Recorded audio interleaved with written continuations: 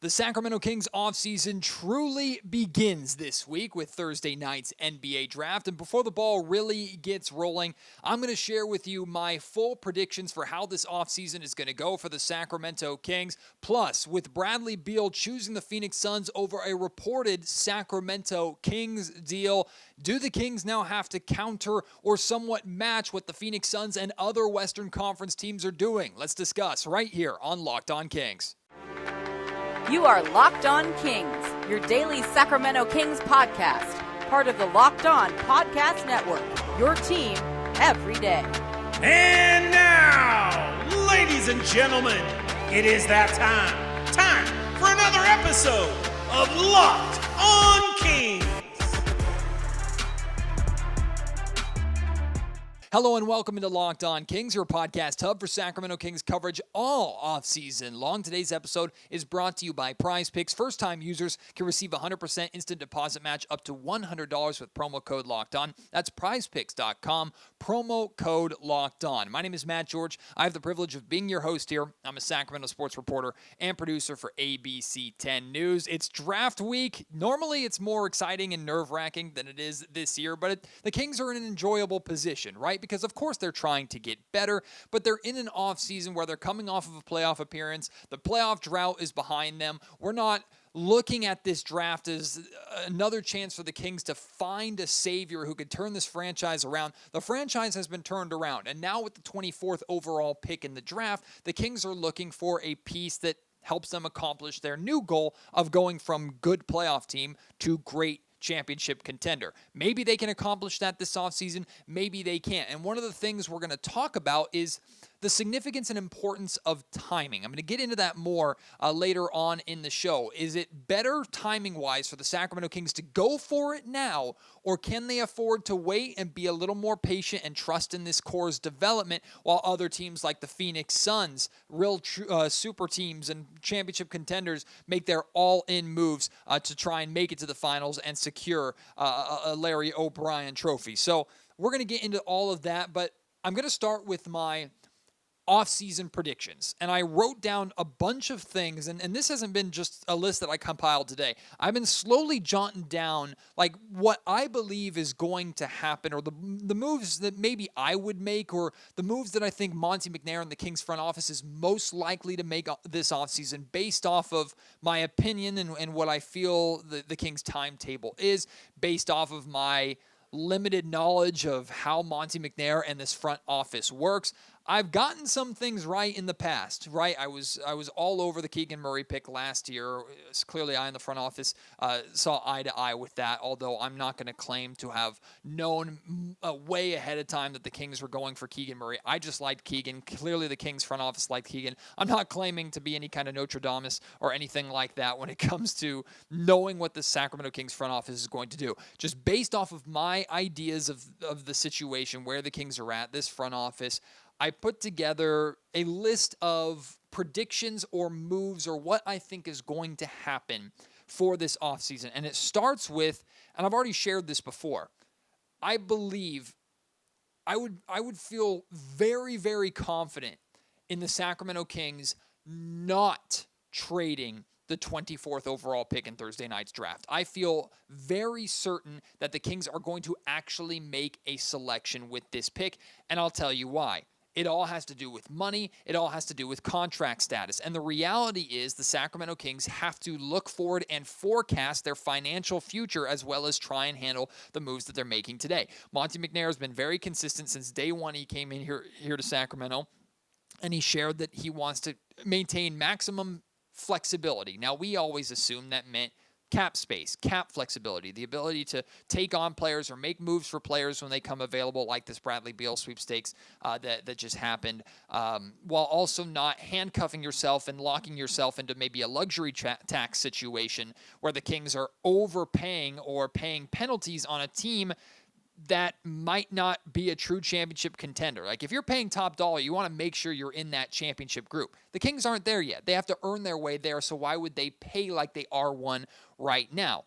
Money and finances and cap space is extremely important. The 24th overall pick gets you a first-round talent at a set very affordable price based off of the pick, and I don't know what that number is for 24th overall. It's significantly less than what Keegan Murray's making as the 4th overall pick last year, right? And as a rookie, you have long-term contractual control over them. It's a 4-year deal. I think the 3rd or 4th year is a team option if they decide to exercise that option. Then you have their rights. They become restricted free agents. So in reality, you could get a player that if he works out, you could have under team control for up to reasonably 8 years, which is pretty incredible given the circumstance of the Sacramento Kings, where they actually have a lot of roster spots that they need to fill this offseason. They have their core group that's already here. They have looming extensions for Domantas Sabonis, probably Malik Monk, eventually Keegan Murray and De'Aaron Fox, and maybe Kevin Huerter, whatever. Like, if they want to keep this core together, it's going to cost them a lot eventually down the road to keep this core together. So to have a player, a first-round talent that potentially could be 24th pick is a crapshoot, right? You're looking for a solid rotation player, someone who is going to help contribute, or maybe you're looking for a player that you can develop a year or two down the road that can become that contribution that you're looking for. I think the Sacramento Kings are going to be searching for a player that helps them right now, but again, we're being realistic with the 24th pick. The Kings aren't looking for a starter at that spot. If they find someone who becomes that, that's amazing. That diamond in the rough type player, that would be fantastic. That's not the expectation for this draft. But the Kings can land a player on a good, team-friendly, long-term deal to take up one of those roster spots without costing the organization too much. That's why I feel the Kings are not going to trade this pick.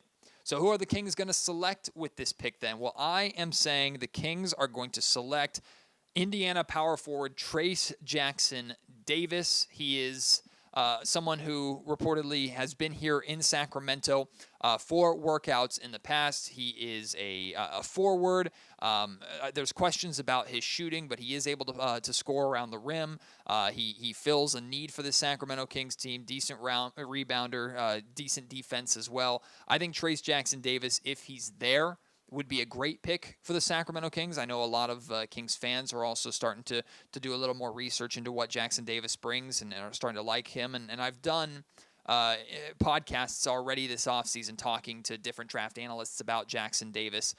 Recently talked to Kyle Boone from CBS Sports about Jackson Davis, who really likes Trayce and thinks that would be a good pickup for the Sacramento Kings. So Trayce Jackson Davis is the guy that, as of now, I am predicting the Sacramento Kings to take with the 24th overall pick. However, you might have caught my Locked On or our Locked On NBA Ultimate mock draft that we do every year, right? Where all the hosts of their teams take over their teams for a night in some sort of like fantasy mock draft, essentially. We can trade the picks if we want, we can make deals, or we can make selections. Chris Murray fell to the Kings at 24, and I had to take him. If Chris Murray is there at 24, if Chris Murray and Trayce Jackson Davis are there at 24 for the Sacramento Kings, I think it's going to be hard for the Kings to pass up on Murray. I think he's going to go before the 24th pick. Trayce Jackson Davis might go before the 24th pick. I've also seen Trayce Jackson Davis listed as late as like a early pick in the second round. So the ranges of these players are crazy, and there's going to be 7, 8, 9, 10 different names, maybe more, that the Kings are going to be looking at with this pick. But if Trayce Jackson Davis is there, I think he's a very likely pick for the Sacramento Kings. Let's get into free agency then, which free agency begins actually on the first day of my vacation. So that's going to be a bit of a bummer. I'm finding out a way to kind of work around that. If the Kings make any day one free agency moves, I may be in a position where I can still turn some kind of content or something for that. But free agency is where I think the real fireworks are going to come for the Sacramento Kings. My first predictions with free agency are this. The Sacramento Kings will re-sign Trey Lyles and Harrison Barnes. I think the Sacramento Kings are going to bring both of those guys back. I think Trey Lyles is almost a lock. I think the Kings absolutely want Trey Lyles to be a part of this team's future, even with the expectation that they're bringing Sasha Vezenkov over, which is also another prediction that Sasha Vezenkov is going to be a King and going to be a part of Kings training camp and will be on this roster come the start of next season. But Harrison Barnes, of course, is the big one. And I share with you, like, this offseason completely revolves around that Harrison Barnes decision. Because if the Kings decide to let Harrison walk, they have to address that spot. They can't just let him walk and move forward without addressing it. Like, that is a massive hole for them to fill. They run the risk of, if they wait and try to find somebody else, find a big name free agent out there, or wait for a big trade to fill that starting 3 spot, another team could swoop in and snatch up Harrison Barnes in day 1, day 2, day 3 of free agency, and suddenly the Kings have lost out on Harrison Barnes and still don't have that spot filled, and maybe there's a little pressure on them at that point. I did an exercise earlier in the offseason where I tried to come up with sign and trade deals that made sense and worked for the Sacramento Kings, who are not just trying to stay put, they're trying to improve. So if they're going to move on from Harrison Barnes, they're trying to improve that position. It was extremely difficult to do, which led me to believe that it is in the best interest of the Kings to bring Harrison Barnes back. I think Harrison Barnes is I think Kings fans, a lot of Kings fans are right in their desire for this Kings team to improve, and right in looking at the Harrison Barnes spot in this starting lineup as the most or the best spot to potentially improve. And I know they're disappointed based off of how Harrison played in the playoff series against the Golden State Warriors. But I think Harrison Barnes has been made out to be a little bit more of a scapegoat than he needs to be. He's extremely reliable, extremely talented player, obviously knows what the Sacramento Kings are doing here. I think the Kings would be in great shape if they were able to bring number 40 back, especially if it was on a relatively team-friendly deal. So I think Harrison Barnes and Trey Lyles will be coming back and will be re-signed by the Sacramento Kings. I think the Kings are going to be, and I put in air quotes, involved, meaning their name is going to come up in free agency sweepstakes, rumors, and conversations around Josh Hart, around Kyle Kuzma, and around Naz Reid. I think Hart, Kuzma, and Reid the Kings will be connected to all 3 of those at different times in free agency. However, I'm predicting that the Kings will not land any of those 3. I think the Kings are going to let Terrence Davis, Chimezie Metu, Alex Len, and, this one might be unpopular, Neemias Queta walk. I think those 4 players will not be a part of the Sacramento Kings going forward. I have no idea if all 4 of them will end up on different teams or not. Maybe a couple of them will go into next season, not on a team at all. I was just having a conversation with Steve, who's one of my coworkers here at ABC 10, and he's a Neemias Queta fan. Queta was like a runner-up to G League MVP last year. He played very, very well. This Kings team knows him very, very well. But I know there are question marks about if he can be a solid center in the NBA. Now, if the Kings are bringing Neemias Queta in as a backup center, I'm looking at that as like a third-string center, kind of the same role that Alex Len played for the majority of the season. Remember, Richaun Holmes is still under contract. It's going to be very difficult for the Kings to move on from Richaun Holmes. They're essentially going to have to include Richaun in a salary match type deal, or they're going to have to pay a team essentially, or give a team an asset in order to take Richaun Holmes off their books. That's the reality of the value of Richaun Holmes, even if I still think he's a good, solid player that could help a team win. So the Kings will likely still have Richaun Holmes on their roster. They're going to have Domantas Sabonis as their starting center. If they bring back Trey Lyles, like I think they are, he's a competent small ball 5. They could address that position as well in the draft. Plus, like I put down here a little bit later, I think the Sacramento Kings are going to sign a player like Bismack Biyombo as a third center, a veteran player. I think they'll go with more of a veteran-type player who's cheap, can get him close to the league minimum, someone who comes in, protects the rim, rebounds, can hold down that position and help address some needs without breaking the bank. Maybe it's probably like a 1-year deal or something like that. This is like a late free agency signing. I can see the Kings making a move on a player like Bismack Biyombo. So I'm predicting that Neemias Queta would walk. I'm not saying that's what I want. I would be happy to see Queta back as that third center or that backup center role for the Sacramento Kings. But let's put it this way. If the Kings decide to let Neemias Queta go, they know him better than any other team does. So clearly they would see something that we are not seeing, and we should trust that. I do think the Kings will bring Keon Ellis back. They should bring Keon Ellis back, and at the very least offer him another 2-way contract. Neemias Queta got 2 2-way contracts in back-to-back seasons. Ellis just came off his first year. I know the Sacramento Kings like Keon Ellis. Do they like him enough to bring him back and give him another 2-way spot? I would hope so. I don't necessarily think he's ready for an actual full main roster spot, although I don't think that's unheard of. I think Keon Ellis does a lot of things that the Sacramento Kings could use at that 2-3, 3-and-D guard wing type spot. So I like Keon Ellis back on another two-way contract. The Kings will also need a third point guard or a third ball handler that might not get a lot of playing time, kind of like that Matthew Dellavedova role. I like the idea of Dennis Smith Jr. I think Dennis Smith Jr. is obviously, he's not lived up to the hype of, he was in the same draft as De'Aaron Fox, if I'm not mistaken. He's not lived up to that hype. He's kind of been a journeyman since then, but I wouldn't hate giving Dennis Smith Jr. an opportunity on a cheap contract as that third point guard. That was just a name that I liked when I was looking at realistic third point guard free agency targets. I also kind of like the idea of bringing Seth Curry to Sacramento, although he's more off ball. He's more of a 2, which I guess you could play him with Malik Monk as the primary ball handler with the second unit. But then what about Davion Mitchell, right? So I decided to go away from Seth Curry, even though selfishly I would very much like that for the Sacramento Kings. My final main prediction, and this one's a big one. I think the Kings are going to be involved in a lot of rumors. They've already been involved in a lot of rumors. But I do not think the Kings will make any major trades this offseason. That means like the OG Anunoby deal, which the Kings are reportedly aggressively going after OG. They were involved to some extent in the Bradley Beal sweepstakes, which we'll talk about in the next segment. I don't think the Kings are going to make a major trade, which means OG is not going to be a Sacramento King. That's my prediction. And a lot of that has to do with players that they're not making available and timing. I'm going to get into all of that, plus the Bradley Beal trade in just a second.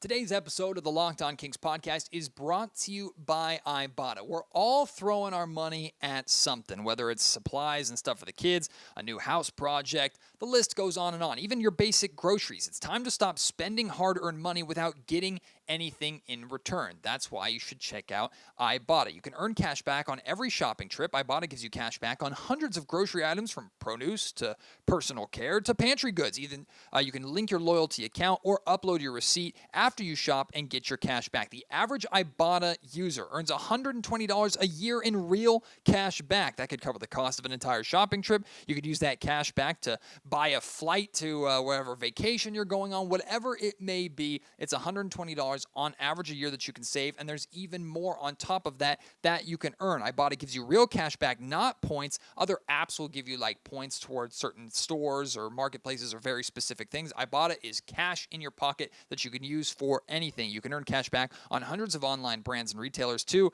when you shop with Ibotta, like Lowe's, Macy's, Sephora, Best Buy, and more. Right now, Ibotta is offering our listeners $5 for just trying Ibotta by using the code LOCKED when you register. Just go to the App Store or Google Play Store and download the free Ibotta app and use code LOCKED. That's IBOTTA in the Google Play or App Store and use code LOCKED. So according to Shams of The Athletic, Bradley Beal, as we all know, it's been a couple days old now, decided to waive his no-trade clause and be traded to the Phoenix Suns. Now, I think the Phoenix Suns absolutely fleeced the Washington Wizards, although I think it's good that this deal wasn't absolutely absurd like last year's Minnesota Timberwolves trade for Rudy Gobert. I think this is meaning the market is getting a little bit back to normal. I know that packages will vary, and the package that the Suns sent out for Bradley Beal might not tell the full story of what other teams were offering, because again, Bradley Beal chose his destination. According to Shams today, one of the teams that Bradley chose the Suns over was the Sacramento Kings. So we have no indication of what that package was. Zero indication at all. I'm pretty confident that it included Richaun Holmes simply for salary, right? I mean, that's the only thing that I'm like, I feel very, very confident in saying this guy was involved in the Sacramento Kings offer, if there even was one. Sounds like there was one at least on the table that Bradley Beal could have accepted if he wanted to go to Sacramento. He chose Phoenix over the Kings. Not hard to understand why, right? I don't view that as a slight at the Sacramento Kings. Maybe the Milwaukee Bucks or Miami Heat, who are also in the Bradley Beal sweepstakes, maybe they view it that way.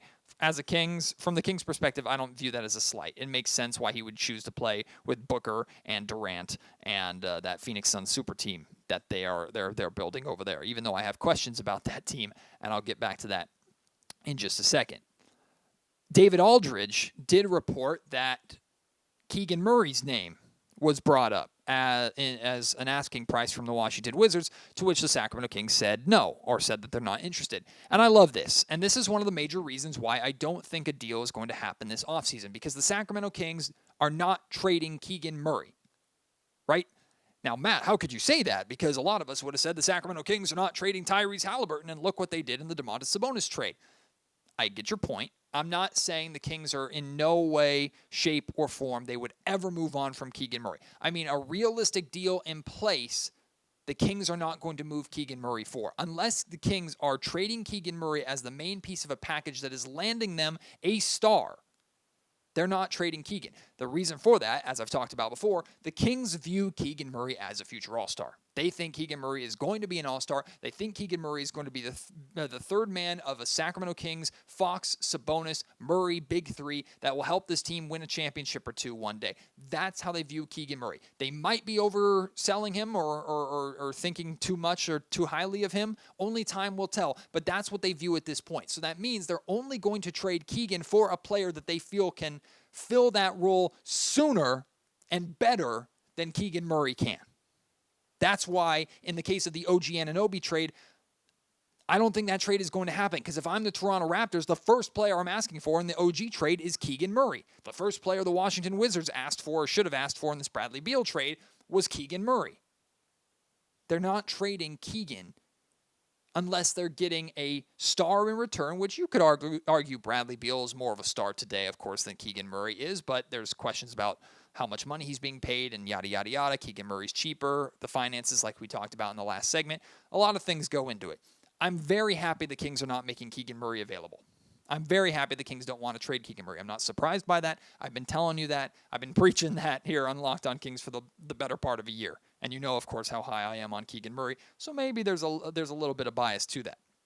But I would love to know specifically what the package was that the Sacramento Kings put out there to try and lure or get Bradley Beal here to Sacramento. I don't think it was a massive haul of like picks and Rashawn Holmes and salary matcher and things like that. I don't think it was anything that significant, just based off of the situation that the Washington Wizards were in, but I have no idea. That's just pure speculation on my part. So why else do I think, you heard me mention timing earlier in the show. Why do I think timing is really important when looking at this Bradley Beal trade, when looking at a potential OG Anunoby trade, and why I feel the Kings are not going to make a big trade this offseason?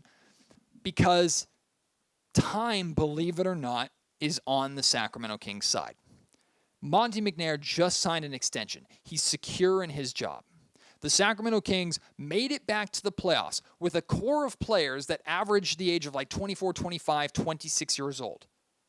They've spent less than a calendar year together. They've been with Mike Brown less than a year, and look at all they've accomplished. So the Sacramento Kings, even if they brought back Harrison Barnes and that move was met with criticism, I think the majority of people would look at the Sacramento Kings running this core and running this team essentially back next year, or this upcoming season. I think people would look at that and go, yeah, makes sense. Like the Kings, did they overperform next year? Let's see what they can do with more time together. I think that makes a lot of sense. Now, that's not saying, I had this conversation with Kenny Caraway on ESPN 1320 last week. That's not saying that now is not the right time to strike. Like, strike while the iron's hot, right?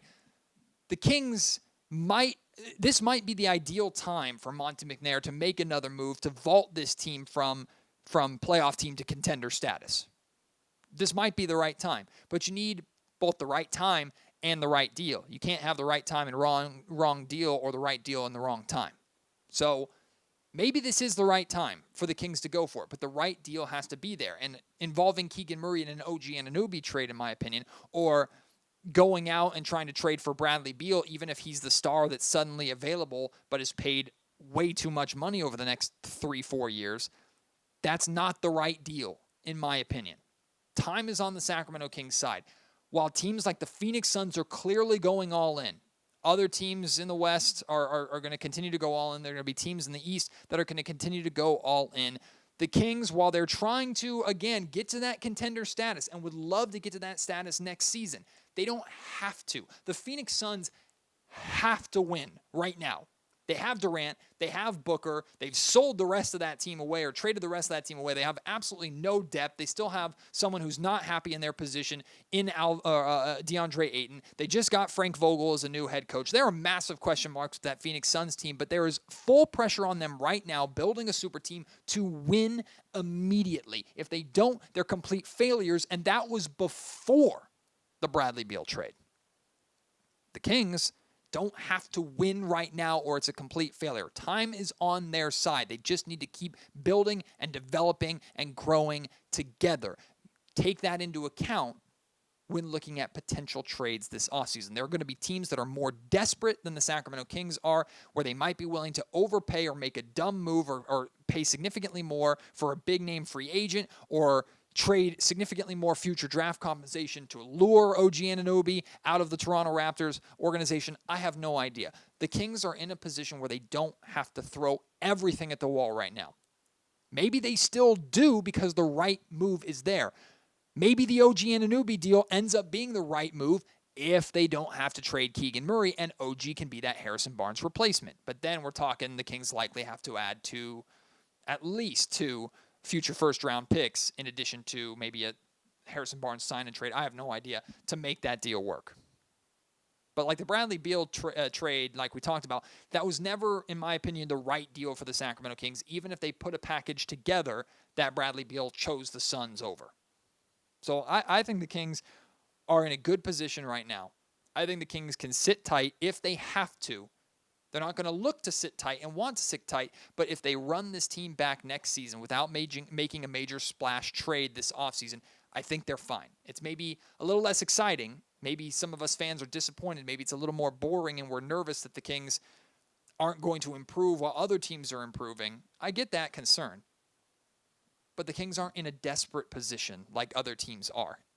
And that's why Monty can use that position as a place of power where he doesn't have to include Keegan Murray in these trade talks. He doesn't have to include a big name or big piece of this core.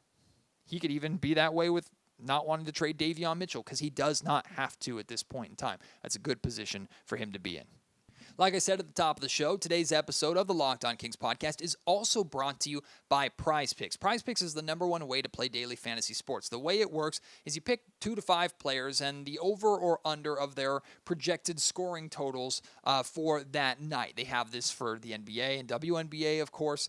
They have this for the MLB. They have this for the NFL, for combat sports. Of course, it's different with every single sport what those projections are, but essentially it's you versus the house, right? It's you versus the PrizePicks projections. You're not taking on any of those sharks that go on all these sites and make their money and make their living, taking advantage of people who want to play for fun, make a little bit of side money, and play mainly as a hobby, right? You don't have to worry about anything like that. You versus the PrizePicks projections, and you can win up to 25 times your money.